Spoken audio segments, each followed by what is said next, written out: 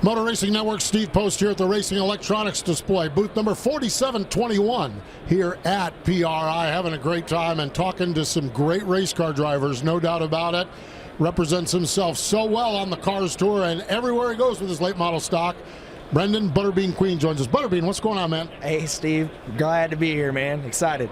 Good to catch up with you. Your first PRI show, you're doing some work with Hoosier Tire. What's your first impression here of the PRI show and getting a chance to see this? I feel like a kid in a candy shop. I've never been, and so thankful to Hoosier for having me. And what an opportunity to be here and showcase the Hoosier Hero Award. So proud to be a part of that, and then I get to see some cool stuff. What is the Hoosier Hero Awards program? What is that? So it was all off of fan nominations and a little bit of Hoosier, and they nominate like 300 drivers, and you had to make the final 12. So we made the final 12, and they flew us in here and gave us all kinds of goodies and treating us like celebrities all day long, actually all weekend long. So it's been a lot of fun. I love it, that is for sure. When we look at your season, looking at your stats here, 8 wins across the board, but a couple standouts. North Wilkesboro Cars Tour win, and then you ended the season with the Thanksgiving Classic. Just kind of assess your season and how strong it was for you guys. Man, anytime you drive a Lee Polium car, you know they're going to be good, so the pressure's on to perform. And, if you go back to the end of last year, we won the 400 to kick it off. And then the Battle of the Stars was a big win in March. Wilkesboro was the top. How can you top that? Another Hampton Heat win. That's right. Thanksgiving Classic, all these crown jewels that I never thought I'd win one of them, and now we're winning multiple, and almost getting down to where we're trying to single out which ones we haven't won, so that's always a good problem.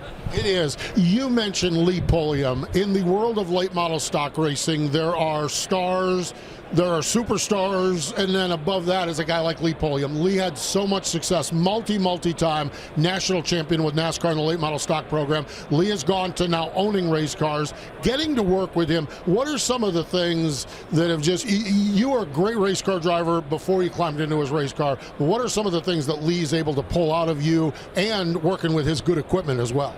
I think he's just got so much knowledge at multiple tracks. Where I kind of ran one track and Langley was our playground. Now it's taking us on a more national level where he can help me so much about what I should do different, how to change my line. And he can also help me with stuff off the track about how to handle myself, what he would have done different to try to help me make it to the next level. And, the biggest thing about Lee is we all know he's a hell of a race car driver. Probably one of the best I've ever seen in my time in the late model world. Could have went pro, just didn't have the funding.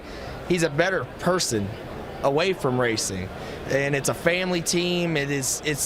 I literally feel like Lee and I are brothers, and we've been like, he treats me like his little brother, and I think that's almost more important than the racing side of it when you have that relationship outside of it, whether we're fishing, whether we're texting, sending stuff back and forth. Like, it's just a good guy. That is so cool. That really, truly is. You do a lot of your work. We talked about, some of the standalone races, the Southern National, those sorts, but the bulk of your schedule is the Cars Tour. The Cars Tour rolling along, and then we roll into 2023 with new ownership group, with Justin Marks, with Kevin Harvick, with Jeff Burton, and with Dale Earnhardt Jr. What's then been like as a late model stock racer to have those guys jump in and take the ownership of the tour you're racing on? And it's been big. They've put us on an even bigger spotlight. The Cars Tour is just getting bigger and bigger every year, and I came in at the right time. I mean, I've told the story a million times, but I was working at the Port of Virginia as a longshoreman, moving cargo boxes 12 hours a day, almost done racing. My family it was not looking good. We were winning our 3rd championship at Langley, but I didn't know if I would race full-time this past year. I get this opportunity with Best Repair Company to go to Lee Polium. My life does a 180. I leave the port. I put all my chips in the basket, and I come in when the ownership takes over. I have an incredible year. That's basically a year ago. Who knew me besides the races circle? Now we're in PRI. A year later, people know me. I'm on all these talk shows, and I am the true definition of, I was done, out of money, working 7 days a week, and here I am. I put all the chips in. I'm trying to make it. I got a really good opportunity while I'm young, and I have to take it. But I think that made me drive.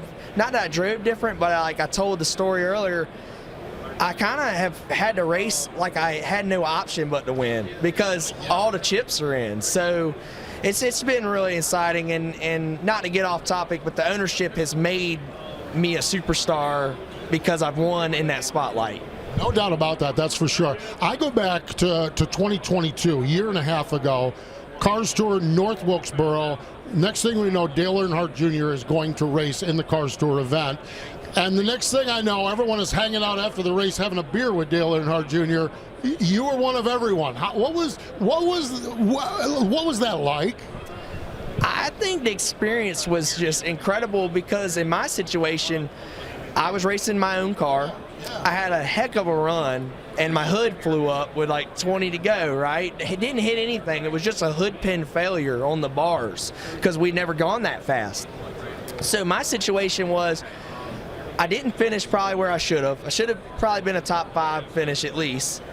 We ended up DNF, but I sat there for a minute and just realized I ended up having an onboard camera that night because I qualified 5th, and that was the spot they chose.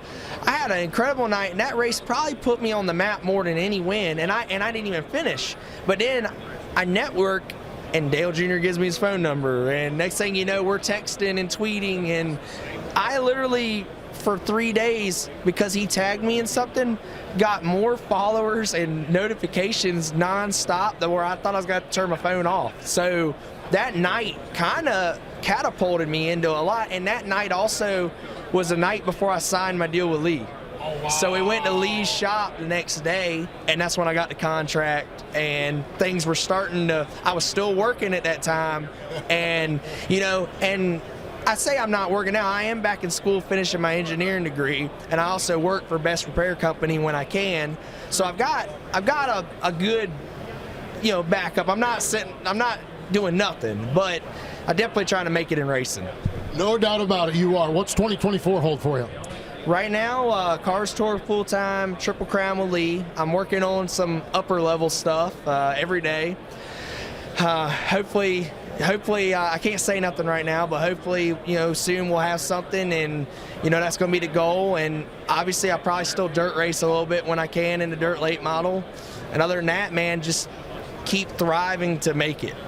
No doubt about it. That was my final question. Dirt late model, okay, Dixieland Speedway. How much do you get a chance to do that? And obviously with the life changes, it's probably not as much as maybe you'd like to do, sling some dirt around, but how much do you get to do that, and how much fun is that when you get down there and race? Haven't been able to as much. We did some early in the year last year. Kind of got put on hold because all our chips are on the Cars Tour, and it still costs to go dirt race. But my sponsor owns the dirt car, so he does a lot for me, and I'm thankful for the Staten family. But we're looking to do some more. We love dirt racing, and it helps me. I think it's made me a better race car driver. Everybody looks at me at the low grip tracks. Well, I never thought of myself as the guy to beat on low grip tracks, but I think the dirt racing helped. And, in the moment, it just all comes together of how to feel it in your butt, your foot, how to feel your grip. I love dirt racing. And everybody asks me, what do you like more? I just want to race. I could be a shopping cart, and I'm going to have a good time. So I'm just a racer. No doubt, he is just a racer. When we talk about low grip racetracks, Florence Motor Speedway, Hickory Motor Speedway, a lot of the tracks on the Cars Tour are those low grip racetracks. The great tracks in the Southeast is where the Cars Tour goes. Flow Racing is where it's covered on. And he's Butterbean. Hey, thanks for joining us, man. Hey, thanks for having me as always, buddy. There we go. Brendan Queen joining us here in the Racing Electronics display here at PRI.